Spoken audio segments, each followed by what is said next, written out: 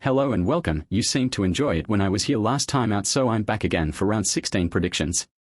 You know the deal, banana peel, like and subscribe if you enjoy. We begin with Brisbane Bulldogs on Thursday night. Brisbane started well and then it went downhill. The Bulldogs started poorly and from there it was uphill. The Lions looked overwhelmed, they looked lethargic, they lacked punch, and they all in all weren't prepared for what the D's thrust at them. The Dogs were in trouble early, but they ended up finding their groove as the game went on. Their role players were strong, and it was a well-rounded game by the Dogs. Going into this week, Zorko should be back for Brisbane, Richards will miss for the Dogs. I back the Lions to get their mojo back.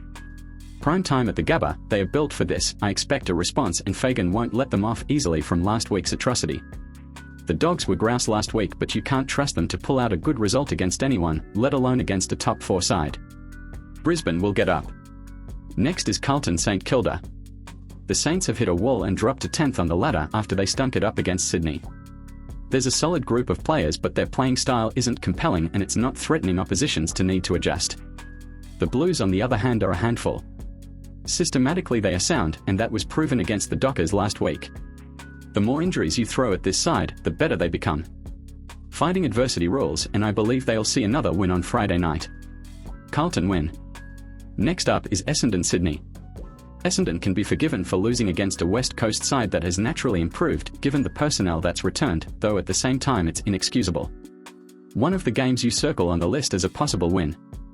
They threw it away. Sydney quietly demolished the Saints. Remained comfortable for the majority of the contest. This was without some players who fell victim to health and safety protocols, players who will return this week.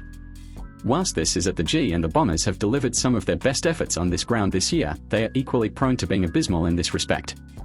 Sydney looked the goods recently and they'll make fools out of Essendon. Swans win. Next is Adelaide Melbourne in the Saturday twilight fixture. We were anticipating a response from the D's. Unfortunately for Brisbane, they had to bite the dust. Jackson arguably played his best game as solo ruck, May visibly provided comfort to the D's backline, and Harms was influential in negating Neil's influence that was felt early on.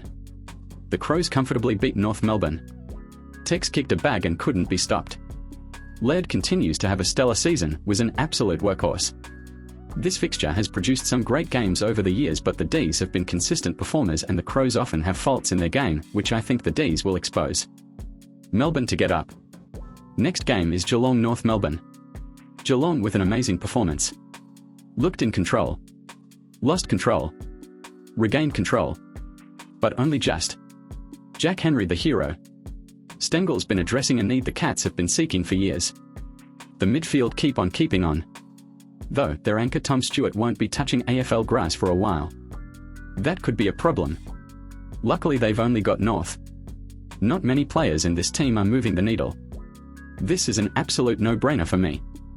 I'd find it hard to pinpoint a win for North for the rest of the year. It's definitely not this week. Geelong win. Other night game which I think could be one of the most entertaining in the round. Pies Suns on the coast.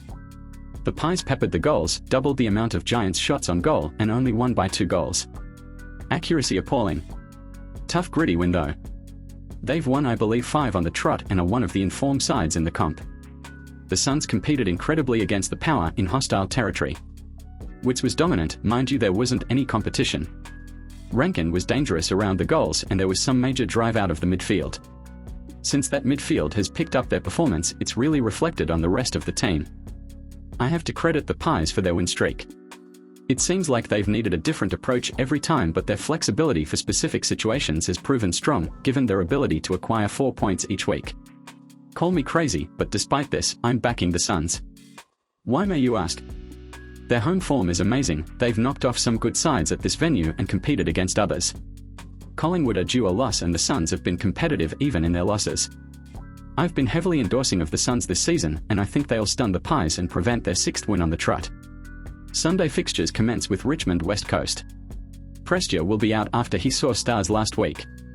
The Tigers showed a lot of character in their game against Geelong, were united in a fight back which fell short. But a commendable effort. West Coast finally got the victory they've been searching for. Kennedy led the way, but would be ignorant if we disregarded the additions the Eagles have gotten in the last few weeks. It's a different side and their ladder position is not indicative of what their ceiling is as a playing group. Having said that, this is an MCG game and it's common knowledge that Richmond know their fortress. West Coast could have their secret weapon in Naitanui back, so that'll raise their prospects of winning, especially given the ruck position has been a tough watch for the Eagles. Though, my point with Richmond stands and they'll beat an improved Eagles. GWS play Hawthorn. Hawthorn came out of the blocks looking dangerous. Fell off later on. The Giants looked good early, Collingwood then held ascendancy in the middle portion and a late flurry made the scores look respectable. But don't let the scores deceive you. The Giants struggled in key phases of the game. Two-quarter performances don't deserve wins, nor do they give you wins. This is a toughie. Bruce could return this week, which solves that ruck stocks issue. The Hawks could exploit the Giants up forward with some of their assets, but Giants at home is tough to shy away from. Hawks should see Will Day out of protocols, but I'll back in the Giants to win here. Last game, Fremantle vs Port Adelaide. Freo were disappointing against Carlton. They looked rattled, and given Carlton's key backs are non-existent, they should have feasted. They didn't, and that was really reflective of a side who lacked threat and didn't express a desire to win. Port Adelaide played a gritty four-quarter performance and were rewarded. Every time it felt too close for comfort, there was always a steadier in stock, and that's where the win arose. The separation was needed. They did have some gaps in the backline given they were without Burne-Jones and Chloe, which would explain their vulnerability at times, but they held up and did their job for the most part. Both those players will be regained alongside possibly Butters. They are drastic conclusions. Look, Port Adelaide are a tough side to gauge. If they can win this game, Port need to be given some respect. Having said that, I don't think that'll happen. Longmuir won't stand for that performance they dished up last week, and given how they've performed on the big stage this year, I expect them to perform yet again in another situation which demands a high level. Fremantle will win. And so that is all. Share your predictions in the comments.